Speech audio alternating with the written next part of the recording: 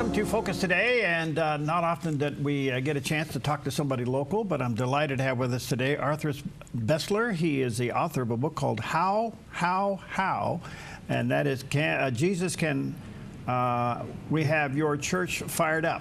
And he lives in Medford. There's a picture of the cover of the book on the screen there. And where is it available, Arthur? Where can they get this? Anywhere. Anywhere? Yeah. Anywhere. Okay. Anywhere in Amazon, Barnes & Noble, anywhere. Okay. Yeah. Appreciate it. All right. Good to see you. So what inspired you to write this book? What happened? It was a very dramatic situation. Well, what happened was we got, my first wife died, so a second one, we got married, took a long trip back east from here to Washington, D.C. and back, and that was like a 5-week trip. Yeah, like 8,500 miles trip. And on the way home, by then it was 2019 in June, and the first week in June, and I felt I need to write a book. So I wrote a page, and after I wrote a page, I shelved it because I had no idea what it's all about. Lord, what is this about? And then about 3 months later, there's a church in Central Point up there by Great Lake Highway. Mm-hmm. Lady Meyer's church, and she said there's going to be a prophet going to speak there. So I said, okay, I'll come up there. So halfway through his sermon, he had a vision. And he walked up to me and says, I just saw a book with nothing on it, and then I took another look, and it's full of words. He says, I think Jesus wants you to write a book. Well, I already felt that in my heart. So I went home, wrote about 3 more pages, and shelved it because I still didn't know what I wanted to do. And then this dramatic situation happened about a month later, which was about the time the virus started, December 1st. In the middle of the night, right after midnight, I heard a knock at the door, and I looked around, and there was no one there. Usually when you wake up, it's a noise, but when I woke up, I knew it was a knock. And I looked at the door, and no one's there. I went back to sleep, and then at the second one, he spoke to me just like he would talk to me. He said, I want you to start the book today. So I spent almost 3 years, 7 hours a day.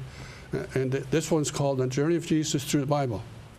All the way from Genesis to now, all the way actually to now. And when I finished, it's like 750 pages for a large print book. But if it's a small one, like the one that I have here, it'd be over 1,000 pages. Really? And but it's incredible. Then after I got finished, and the Lord really spoke to my heart, says, I want you to write a book about the church. And wow, I tell you, that was actually the whole book, almost 99% of the book I wrote. I didn't know what to say. I'm not a professor. So the words came, I just wrote it. And same thing with the book here. I just wrote it. Are you seeing a theme between these books? Is there a central theme between the two? No, the other one is a journey of Jesus affecting every person from Adam all the way through the Bible. Incredible, just all the things that I never saw before. It just, the Lord showed me all these things that happen. And it's one of the greatest things that through the whole writing of the first part of the book was the fact that when Moses established the feasts, I didn't realize until after I finished the book and the Lord began to speak to me that and actually spoke to me almost out loud, that the church today symbolizes the Passover. Not the Passover, but all the feasts. And that the church is still in a journey right now, because the feast of the trumpet hasn't happened yet through the feast, and that's the rapture of the church. Right. Because I don't know if you ever read the book about the man a doctor that did some research on the comparison between the feast and the baby in the womb. The Passover is when the seed was placed, and when on the Feast of Trumpets is when the baby in the womb ears totally developed. And it goes through the whole, it's incredible. Yeah.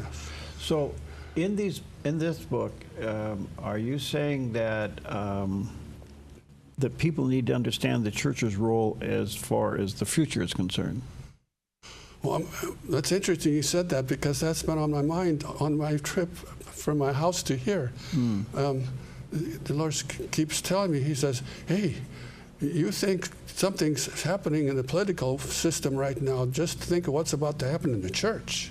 That I'm reorganizing the church just like what's happening physically in America, and so that the church will be prepared for his return.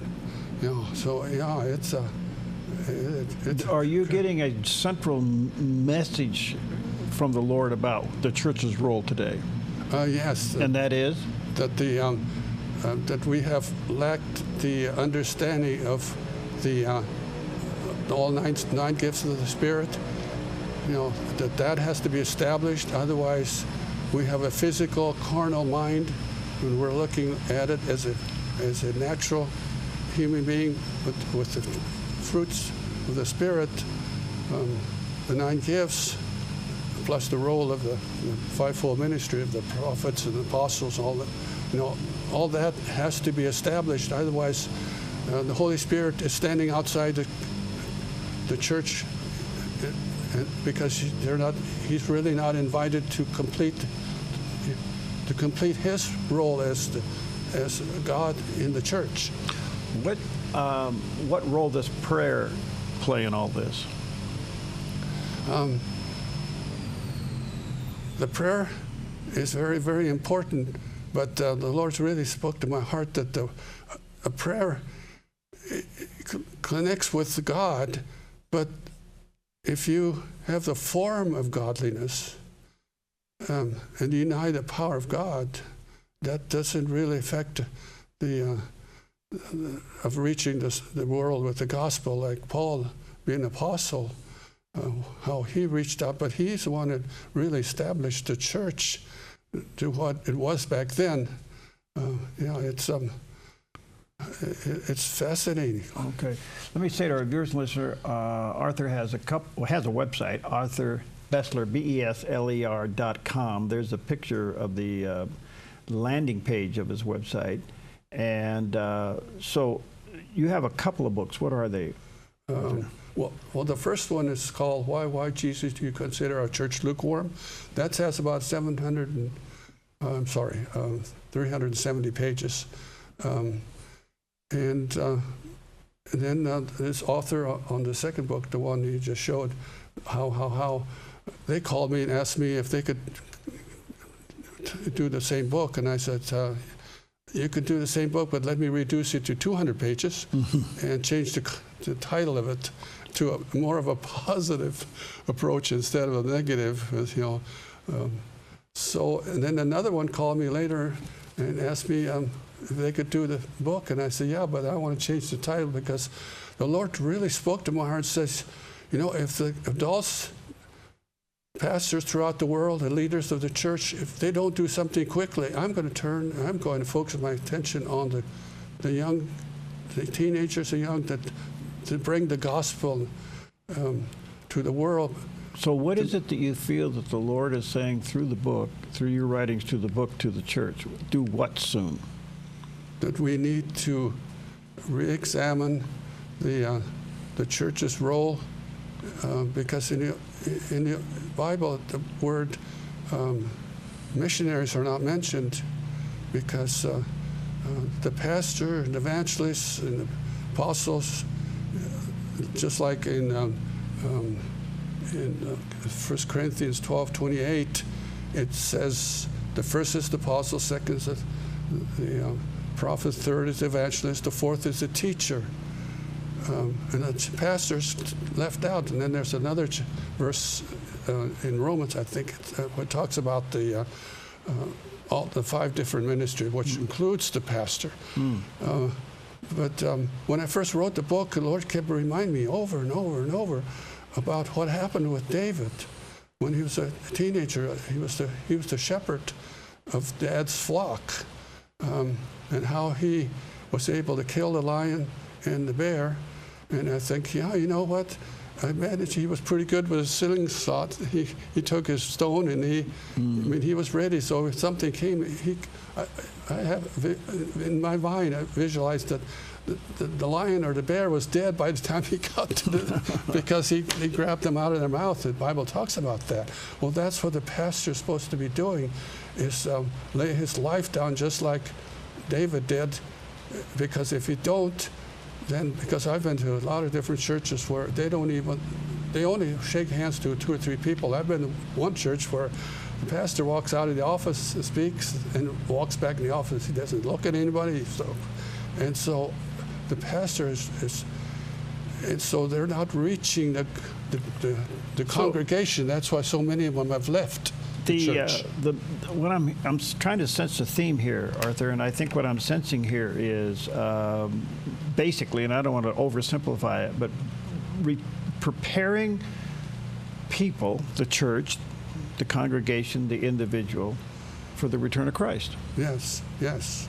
Yeah, that's what the Lord keeps reminding me, that, and because He keeps reminding me of that, every morning when I get up, when I head for the bathroom, I open the window and I look on, Lord Jesus, you coming today? Well, in my mind, I think He's not going to come right this second, but He could. But it's the thought in my mind of the urgency process, of it. Yeah. The process of what will eventually happen.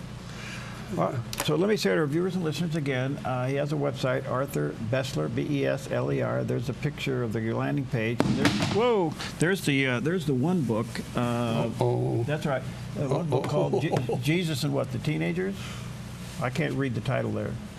Oh, yeah. It's when Jesus can we as teenagers, young adults, reveal to our generation. Okay. Yeah. All right, so you can check them out there. The books are available online. There's the other one, Jesus, Can We Have Your Church Fired Up? Are they available online? Yes. Online. Yeah. All of them are, yes. Online. Yes. Well, thank you. Thanks for coming in. Again, ArthurBesler.com is the website. Check out his books. Thanks for coming in. Well, thank you. Okay. Thank you. We'll be right back. Thank you.